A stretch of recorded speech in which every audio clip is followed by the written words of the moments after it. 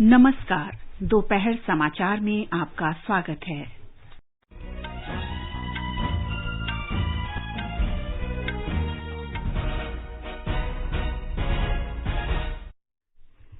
अंतर्राष्ट्रीय योग दिवस आज पूरे विश्व में मनाया जा रहा है। प्रधानमंत्री नरेंद्र मोदी ने मैसूरू में योग समारोह का नेतृत्व किया।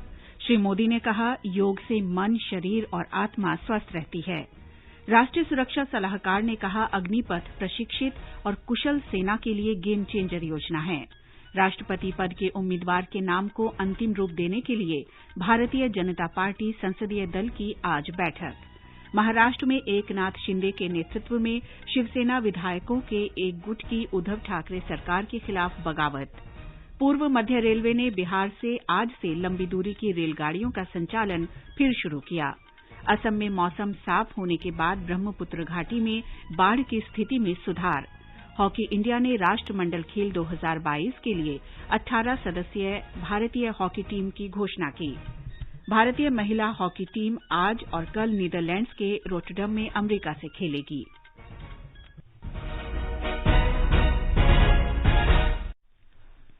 दोपहर समाचार में अलका सिंह के साथ मैं नीलम मलकानिया।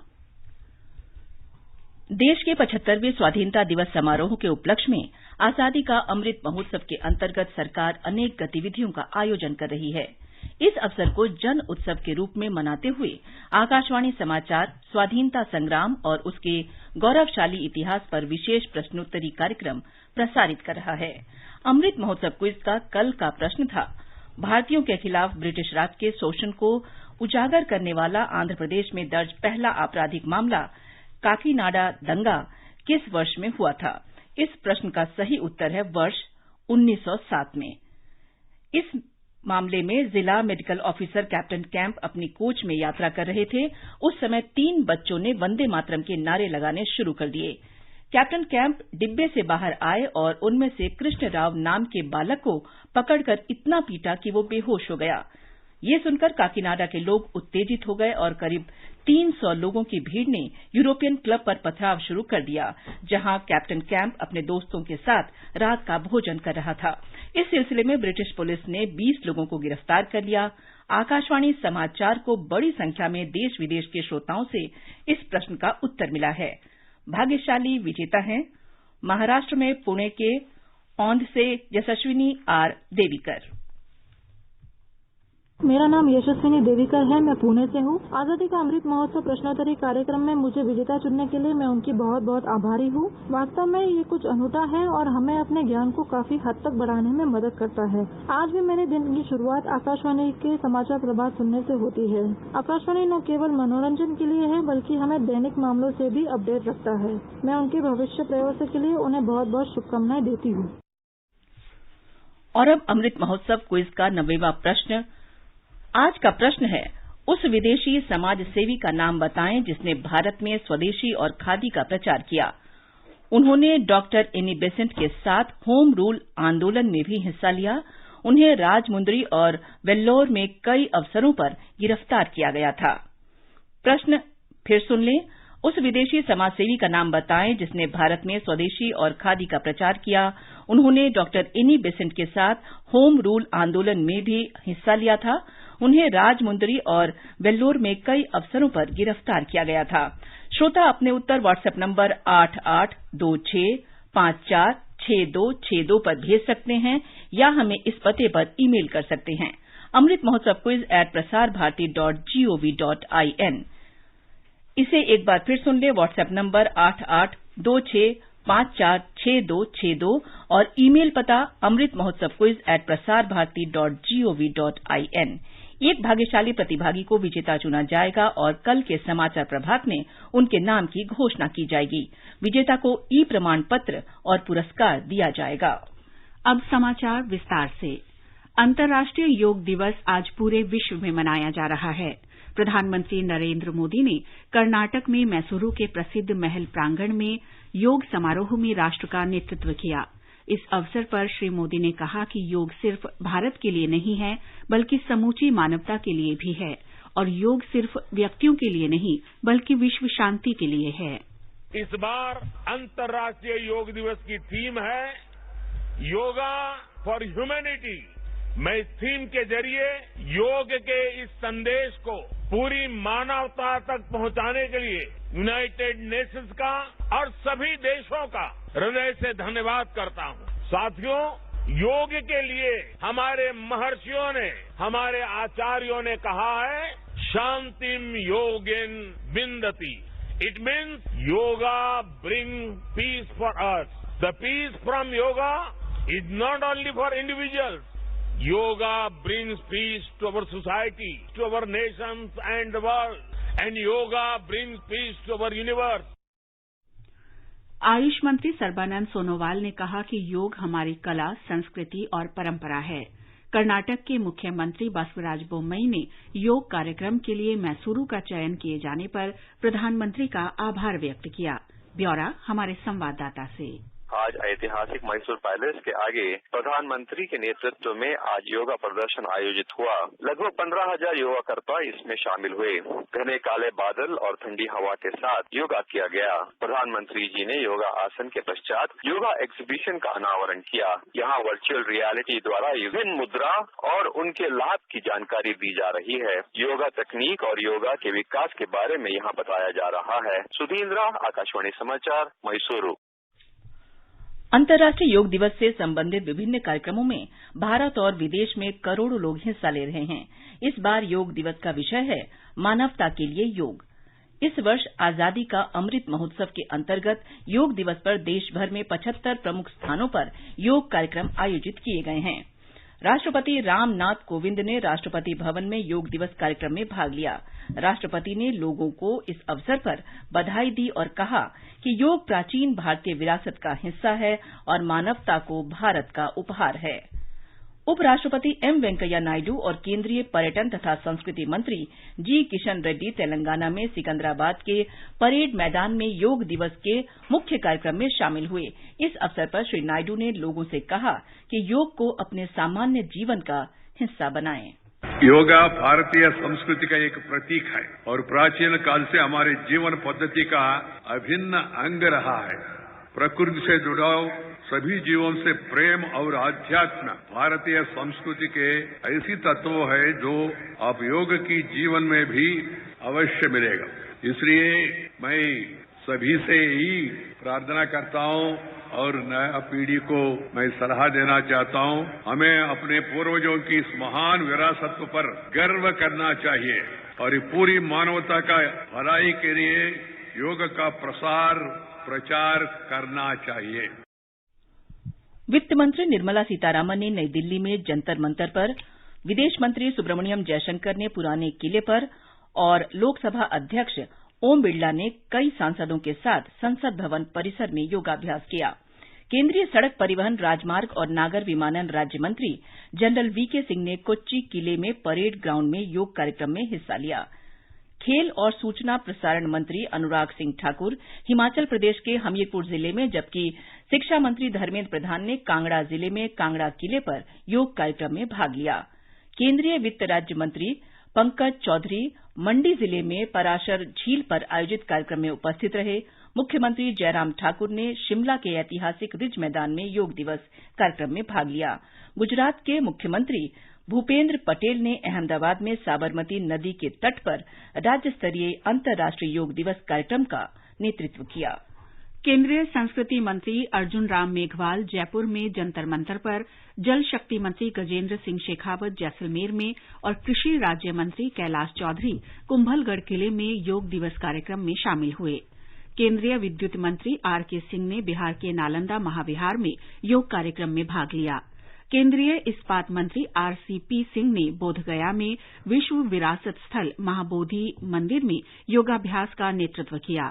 केंद्रीय राज्य मंत्री अजय कुमार मिश्रा कारगिल में योगाभ्यास कार्यक्रम में शामिल हुए। अल्पसंख्यक कार्य राज्य मंत्री जॉन बार्ला के साथ मेघालय के स्वास्थ्य मंत्री जेम्स पी के संगमा और अन्य पदाधिकारियों ने नेहरू कॉन्फ्रेंस हॉल में योगाभ्यास किया। विदेश राज्य मंत्री वी मुरलीधरन ने केरल के तिरुवनंतपुरम में श्री पद्मनाभ स्वामी मंदिर में और राज्यपाल आरिफ मोहम्मद खान ने राजभवन के सभागार में योग कार्यक्रम में हिस्सा लिया। पंजाब और चंडीगढ़ में भी कई कार्यक्रम आयोजित किए गए। चंडीगढ़ में रॉक गार्डन में योगाभ्यास किया गया, जहां पंजाब के राज्यपाल और चंडीगढ़ के प्रशासक बनवारी लाल पुरोहित तथा वाणिज्य और उद्योग राज्य मंत्री सोम प्रकाश ने कार्यक्रम का नेतृत्व किया। नागालैंड में कोहिमा के नगा हेरिटेज में बारिश के बावजूद बड़ी संख्या में लोगों ने योग दिवस कार्यक्रम में उत्साहपूर्वक भाग लिया। केंद्रीय आवासन और शहरी कार्य राज्य मंत्री कौशल किशोर ने कार्यक्रम में भाग लिया। कोहिमा में पतंजलि योग समिति के योग प्रशिक्षकों ने केंद्रीय लोक निर्माण विभाग, सीमा सुरक्षा बल, अर्धसैनिक बल, आयुष मंत्रालय के अधिकारियों, स्वास्थ्य विभाग के अधिकारियों और विद्यार्थियों को योगासन और प्राणायाम करवाए। दिल्ली के मुख्यमंत्री अरविंद केजरीवाल और उप मुख्यमंत्री मनीष सिसोदिया त्यागराज स्टेडियम के योग कार्यक्रम में शामिल हुए। उत्तराखंड में केदारनाथ धाम में आईटीबीपी पुलिस, एनडीआरएफ, एसडीआरएफ और बड़ी संख्या में श्रद्धालुओं ने योग दिवस में हिस्सा लिया। उत्तर प्रदेश में लाखों युवाओं, वरिष्ठ नागरिकों, बच्चों और आम जनता के साथ साथ मंत्रियों और सरकारी अधिकारियों ने योग अभ्यास में भाग लिया। एक रिपोर्ट। पहली बार अयोध्या में पवित्र सरयू नदी के तट पर भव्य योगाभ्यास कार्यक्रम का आयोजन किया गया। केंद्रीय मंत्री भूपेंद्र यादव के साथ ही स्थानीय सांसद, विधायक और हजारों अयोध्या वासियों ने प्रातःकाल राम की पैड़ी पर योगाभ्यास किया। सरयू किनारे घाटों पर हुए इस योगाभ्यास कार्यक्रम में रामधुन पर 5000 से ज्यादा लोग इस योग कार्यक्रम में शामिल हुए। प्रधानमंत्री नरेंद्र मोदी के संसदीय क्षेत्र वाराणसी में अनूठे अंदाज में योग दिवस मनाया गया। गंगा किनारे सभी घाटों पर योग कार्यक्रम आयोजित हुए और गंगा के बीच 75 नावों के जरिए आजादी के अमृत महोत्सव के क्रम में 75 संख्या नदी में बनाकर प्रदर्शित की गई। संरक्षित सांस्कृतिक धरोहर सारनाथ में भी योग शिविर का आयोजन हुआ। सुशील चंद्र तिवारी, आकाशवाणी समाचार, लखनऊ। राजस्थान के राज्यपाल कलराज मिश्र ने अंतर्राष्ट्रीय योग दिवस के अवसर पर आज राजभवन के अधिकारियों और कर्मचारियों के साथ योगासन किया। उन्होंने कहा कि योग से शरीर और मन दोनों स्वस्थ रहते हैं। और आज सैकड़ों देश योग दिवस मना रहे हैं। योग के बारे में कहने की आवश्यकता नहीं है। योग स्वयं एक ऐसा स्वरूप है जिससे शारीरिक और मानसिक दोनों स्वास्थ्य ठीक रहते हैं। वैचारिक शक्ति में बढ़ोतरी होती है और शारीरिक दृष्टि से भी व्यक्ति स्वस्थ और प्रसन्न रहता है। इसलिए योग का करना बहुत आवश्यक है। और आज अंतर्राष्ट्रीय योग दिवस है। आज के दिन से प्रारंभ करके अगले अंतर्राष्ट्रीय योग दिवस तक लगातार योग करने की निरंतरता बनी रहे, यही प्रयास होना चाहिए। बांग्लादेश में भी अंतर्राष्ट्रीय योग दिवस पूरे उत्साह से मनाया गया। सभी क्षेत्रों से जुड़े लोगों ने योग कार्यक्रमों में भाग लिया। ढाका में भारतीय उच्चायोग ने मीरपुर इंडोर स्टेडियम में योग कार्यक्रम आयोजित किया। इसमें 1000 से अधिक लोगों ने योगाभ्यास किया। ब्यौरा हमारे विशेष संवाददाता से। आज 8वां अंतर्राष्ट्रीय योग दिवस बांग्लादेश में अनेक स्थानों पर उत्साहपूर्ण ढंग से मनाया जा रहा है। कार्यक्रम में लोगों की जोर शोर से भागीदारी दिखाई दे रही है। ढाका में भारतीय उच्चायोग द्वारा आयोजित कार्यक्रम में 1000 से अधिक लोगों ने भाग लिया। ढाका में आयोजित योग दिवस कार्यक्रम में कई मशहूर हस्तियों ने हिस्सा लिया। इनमें बांग्लादेश की राष्ट्रीय महिला क्रिकेट टीम की सदस्य जहां आरा आलम, अभिनेता जकिया बारी मामो, विद्या सिन्हा मीम, अमन रजा, तरीन जाहा, दक्षिण एशियाई खेलों की महिला भारोत्तोलन चैंपियन माबिया अख्तर और बांग्लादेश की राष्ट्रीय क्रिकेट टीम के सदस्य सौम्य सरकार शामिल थे।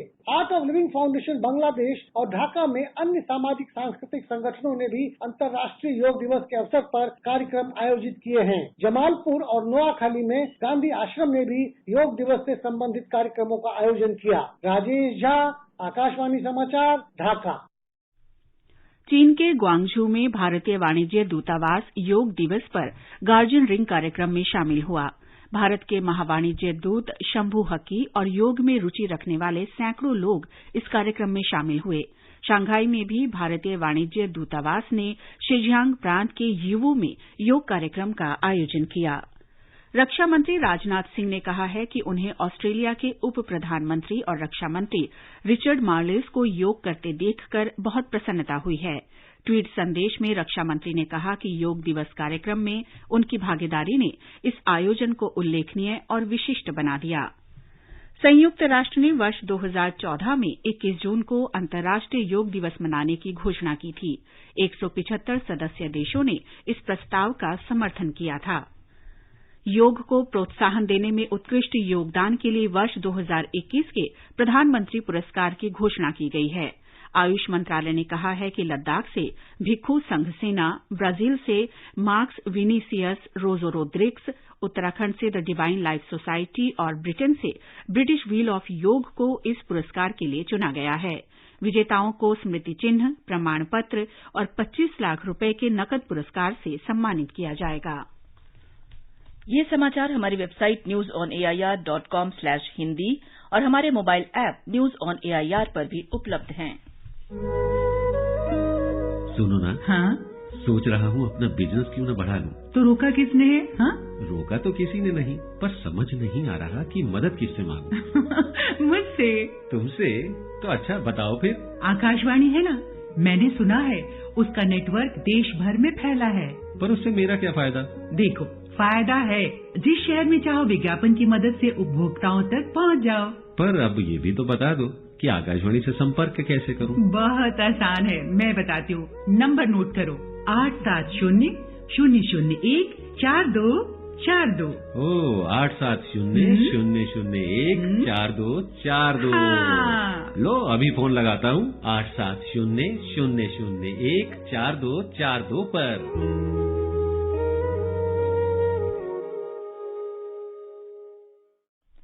दोपहर समाचार में आपका फिर स्वागत है। राष्ट्रीय सुरक्षा सलाहकार अजीत डोभाल ने कहा है कि अग्निपथ पूरी तरह से प्रशिक्षित और कुशल सेना के लिए एक क्रांतिकारी योजना है। श्री डोभाल ने न्यूज चैनल को दिए एक विशेष साक्षात्कार में अग्निपथ योजना के बारे में मिथकों को दूर किया। उन्होंने कहा कि इस योजना से देश का सशस्त्र बल और भी मजबूत होगा। श्री डोभाल ने स्पष्ट किया कि अग्निवीर सबसे अनुशासित युवाओं में से होंगे और ये कदम समग्र संरचनात्मक सुधारों का एक हिस्सा है। अग्निवीर योजना को लेकर हो रही हिंसक घटनाओं पर उन्होंने कहा कि समाज में हिंसा और तोड़फोड़ के लिए कोई जगह नहीं है। श्री डोभाल ने कहा कि इस योजना से जुड़ी चिंताओं को दूर किया जा रहा है। राष्ट्रीय सुरक्षा सलाहकार ने कहा कि अग्निवीर अपने आप में कभी संपूर्ण सेना नहीं होंगे, क्योंकि सेना में और भी कई इकाइयां हैं। उन्होंने कहा कि जिन अग्निवीरों को नियमित किया जाएगा, उन्हें गहन प्रशिक्षण लेना होगा और लंबा अनुभव हासिल करना होगा। अच्छे लड़के होंगे, फिजिकली फिट होंगे, उसके बाद 4 साल की ट्रेनिंग में केवल इनके शरीर ही नहीं बढ़ते हैं, इनके मस्तिष्क के अंदर में भी एक ट्रांसफॉर्मेशन आता है। उनका सोचने का तरीका फर्क होता है, उनका एक नेशनल पर्सपेक्टिव बनता है, एक ऑल इंडिया पर्सपेक्टिव बनता है। जब ये समाज में जाएंगे और बड़ी संख्या में ओवर द ईयर समाज के, सरकार के, प्राइवेट सेक्टर के विभिन्न अंगों में जब ये होंगे, तो ये अपने चारों तरफ, अपने परिवारों में, अपने गांव में और एक इस प्रकार की फोर्स की तरीके से इमर्ज होंगे, जो कि हमारी इंटरनल सिक्योरिटी के लिए एक बड़ा भारी एसेट होगा। और इंटरनल सिक्योरिटी जो है वो बहुत आवश्यक है। एक समाचार एजेंसी के साथ विशेष साक्षात्कार में श्री डोभाल ने कहा कि इस परिप्रेक्ष्य में इस योजना को समझने की आवश्यकता है। श्री डोभाल ने कहा कि जब 2014 में श्री नरेंद्र मोदी सत्ता में आए तो देश को सुरक्षित और सुदृढ़ बनाना उनकी प्राथमिकताओं में शामिल था और इसके लिए उन्होंने कई उपाय किए। उन्होंने कहा कि प्रौद्योगिकी तेजी से बदल रही है, इसलिए आने वाले दिनों की तैयारी के लिए हमें अपनी रणनीति बदलने की आवश्यकता है। हमारे पास में जो असॉल्ट राइफल थी वो शायद इतनी कारगर नहीं थी, अब उसको रिप्लेस किया जा रहा है भारत में बनी हुई AK-203 के साथ। ये एक बहुत ही कामगर और दुनिया की one of the best assault rifles होगी। इसी प्रकार से अगर हम देखें, चाहे वो पनडुब्बियों के क्षेत्र में है, चाहे वो personal equipment of the soldier है, चाहे वो एयरक्राफ्ट हैं, हमने लाइट कॉम्बैट एयरक्राफ्ट का और अब ये 5th जनरेशन एयरक्राफ्ट AMCA का हम निर्माण कर रहे हैं। तो इक्विपमेंट के क्षेत्र में एक बहुत प्रगति की जा रही है। सड़क परिवहन, राजमार्ग और नागर विमानन राज्य मंत्री जनरल VK सिंह ने आज कहा कि अग्निपथ योजना का विपक्षी दलों का विरोध राजनीति से प्रेरित है। कोच्चि में जनरल VK सिंह ने कहा कि इस योजना का विरोध करने वाले जनता को भ्रमित कर रहे हैं। जनरल सिंह ने कहा कि अजय विक्रम समिति के सुझाव के अनुसार सेना से निकलने पर अग्निवीरों को केंद्रीय सशस्त्र पुलिस बल और अर्धसैनिक बलों में शामिल किया जाएगा। पूर्व मध्य रेलवे ने बिहार में आज से लंबी दूरी की रेलगाड़ियों का संचालन फिर शुरू कर दिया है। राजेंद्र नगर टर्मिनल नई दिल्ली तेजस एक्सप्रेस और राजेंद्र नगर टर्मिनल नई दिल्ली संपूर्ण क्रांति एक्सप्रेस का संचालन फिर शुरू होने से पटना में फंसे यात्रियों को बड़ी राहत मिली है। पूर्व मध्य रेलवे ने एहतियात के तौर पर आज 243 रेलगाड़ियां रद्द कर दी हैं। इस बीच स्थिति में सुधार को देखते हुए राज्य के 20 जिलों में इंटरनेट सेवा आज फिर से शुरू हो गई। भारतीय जनता पार्टी संसदीय बोर्ड की आज होने वाली बैठक में राष्ट्रपति चुनाव के लिए उम्मीदवार के नाम को अंतिम रूप दिए जाने की संभावना है।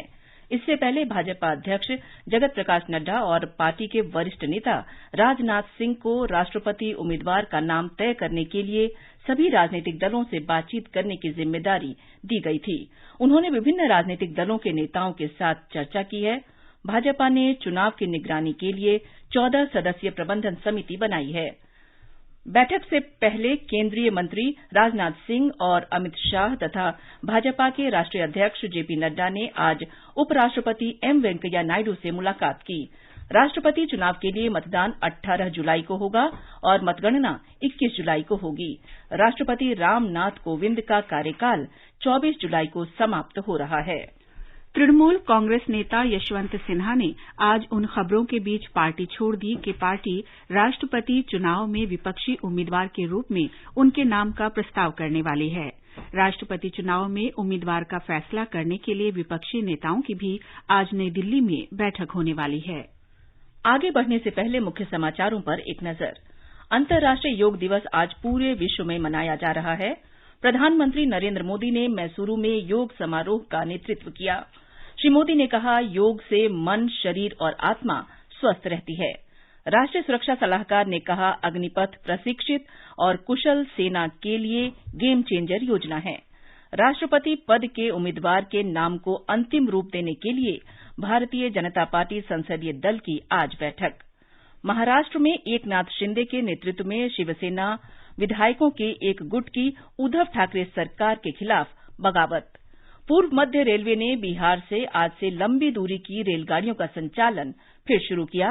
असम में मौसम साफ होने के बाद ब्रह्मपुत्र घाटी में बाढ़ की स्थिति में सुधार। भारतीय महिला हॉकी टीम आज और कल नीदरलैंड्स के रॉटरडम में अमेरिका से खेलेगी।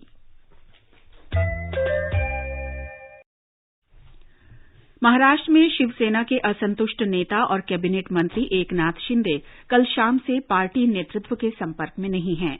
गुजरात से हमारे संवाददाता ने खबर दी है कि श्री शिंदे के साथ शिवसेना के लगभग 29 विधायक हैं जो सूरत के ली मेरिडियन होटल में ठहरे हैं। रायगढ़ से 3 पार्षदों सहित इन विधायकों से भी कल रात से कोई संपर्क नहीं हो पा रहा है। शिवसेना अध्यक्ष और मुख्यमंत्री उद्धव ठाकरे ने मुंबई में अपने सरकारी निवास पर सभी पार्टी विधायकों की बैठक बुलाई है। श्री ठाकरे इन विधायकों से बातचीत करेंगे। कांग्रेस और राष्ट्रवादी कांग्रेस पार्टी के नेतृत्व ने भी अपने विधायकों की बैठक बुलाई है। इस औचक राजनीतिक घटनाक्रम के बीच विपक्ष और भाजपा के नेता देवेंद्र फडणवीस दिल्ली के लिए रवाना हो गए हैं। वे पार्टी के शीर्ष नेतृत्व से मुलाकात कर सकते हैं। असम में मौसम साफ होने के बाद ब्रह्मपुत्र घाटी में बाढ़ की स्थिति में थोड़ा सुधार हुआ है। हालांकि बराक घाटी के 3 जिलों में स्थिति अब भी गंभीर बनी हुई है। एक रिपोर्ट। असम पिछले एक सप्ताह से प्रलयंकारी बाढ़ के चपेट में है और 32 जिले के 5,400 से अधिक गांव बाढ़ से प्रभावित हुआ है। पिछले 24 घंटों में 200 लोगों की मौत हुआ है और 7 लापता है। 47 लाख से अधिक लोग बाढ़ से प्रभावित हुआ है और 2,32,000 से अधिक लोग राहत शिविरों में हैं। असम सरकार वायुसेना की मदद से जहां जरूरत हो वहां आवश्यक सामग्री एयर ड्रॉप करने की व्यवस्था किया है। सेना, अर्धसैनिक बल, एनडीआरएफ, एसडीआरएफ और स्थानीय प्रशासन की मदद से उद्धार और राहत सामग्री वितरण किया जा रहा है। आज राष्ट्रीय आपदा मोचन बल की 4 इकाइयां बचाव अभियान चलाने के लिए ओडिशा से सिलचर पहुंची। अमीनुल जुद्दार, गुवाहाटी। हॉकी इंडिया ने राष्ट्रमंडल खेल 2022 के लिए 18 सदस्यीय भारतीय हॉकी टीम की घोषणा कर दी है। राष्ट्रमंडल खेल 29 जुलाई से बर्मिंघम में होंगे। भारत, इंग्लैंड, कनाडा, वेल्स और घाना के साथ पूल बी में है। भारत 31 जुलाई को घाना के साथ मैच की शुरुआत करेगा। भारतीय महिला हॉकी टीम का सामना आज रात और कल नीदरलैंड्स के रॉटरडम में अमेरिका से होगा। ये दोनों मैच भारतीय समयानुसार रात 8 बजे शुरू होंगे। आजादी का अमृत महोत्सव के अंतर्गत आइए अब सुनते हैं आकाशवाणी की विशेष प्रस्तुति आजादी का सफर। आजादी का Amrit Mahotsav.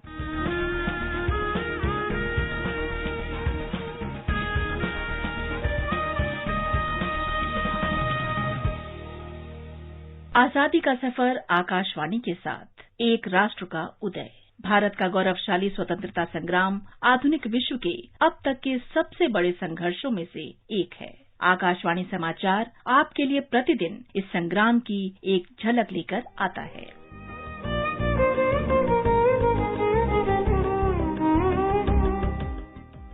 Will you kindly now listen? I am talking to you from a great distance, and my voice is slightly spoilt by the very good but not yet perfect instrument through which I am speaking. So you may not guess who I am. I am Rajagopalachari, and I am speaking from Madras All India Radio Broadcasting Station. I have been given the honor of inaugurating this Hindustan Akashvani in Madras. 21 जून 1948 को सी राजगोपालाचारी को भारत का अंतिम governor general नियुक्त किया गया था।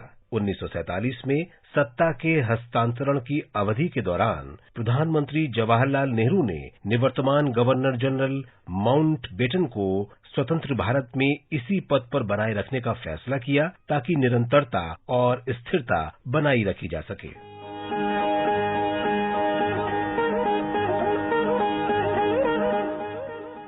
स्वतंत्रता के लगभग एक वर्ष बाद जून 1948 में जब माउंटबेटन अपने देश लौट गए तो चक्रवर्ती राजगोपालाचारी को 21 जून 1948 को भारत का अंतिम गवर्नर जनरल नियुक्त किया गया। वे 26 जनवरी 1950 को डॉक्टर राजेंद्र प्रसाद के भारत गणराज्य के राष्ट्रपति के रूप में चुने जाने तक इस पद पर बने रहे।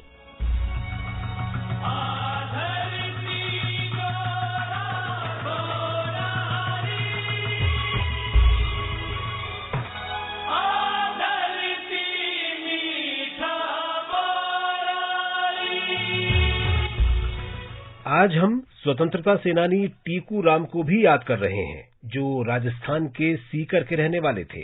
टीकू ने भूमि कर में वृद्धि और ब्रिटिश सरकार द्वारा इसकी जबरन वसूली के खिलाफ 21 जून 1934 को प्रदर्शन करने के लिए किसान आंदोलनकारियों की एक सभा में हिस्सा लिया था। इस किसान सभा की खबर सुनकर एक वरिष्ठ पुलिस अधिकारी अपने बल के साथ वहां पहुंच गया और उसने पहले आंदोलनकारियों पर लाठीचार्ज करने और फिर गोलियां चलाने का आदेश दिया। गोलीबारी में टीकू की मृत्यु हो गई। इस बहादुर जांबाज को हमारा सलाम।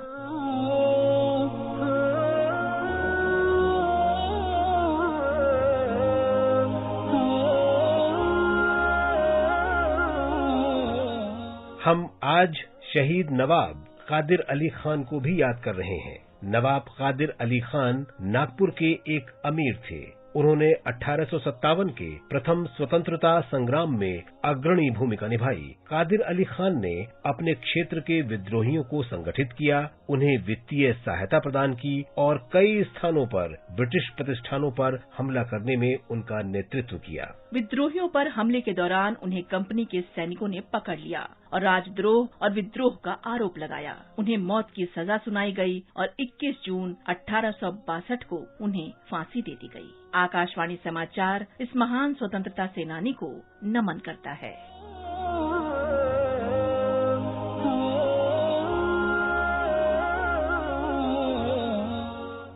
इसके साथ ही आजादी का सफर आकाशवाणी के संग श्रृंखला का ये अंक समाप्त हुआ। मिलते हैं कल अगली कड़ी में। अंत में मुख्य समाचार एक बार फिर। अंतर्राष्ट्रीय योग दिवस आज पूरे विश्व में मनाया जा रहा है। प्रधानमंत्री नरेंद्र मोदी ने मैसूरू में योग समारोह का नेतृत्व किया। श्री मोदी ने कहा, योग से मन, शरीर और आत्मा स्वस्थ रहती है। राष्ट्रीय सुरक्षा सलाहकार ने कहा, अग्निपथ प्रशिक्षित और कुशल सेना के लिए गेम चेंजर योजना है। महाराष्ट्र में एकनाथ शिंदे के नेतृत्व में शिवसेना विधायकों के एक गुट की उद्धव ठाकरे सरकार के खिलाफ बगावत। पूर्व मध्य रेलवे ने बिहार से आज से लंबी दूरी की रेलगाड़ियों का संचालन फिर शुरू किया। असम में मौसम साफ होने के बाद ब्रह्मपुत्र घाटी में बाढ़ की स्थिति में सुधार। और भारतीय महिला हॉकी टीम आज और कल नीदरलैंड्स के रोटरडम में अमेरिका से खेलेगी। इसके साथ ही दोपहर समाचार का ये अंक समाप्त हुआ। नमस्कार।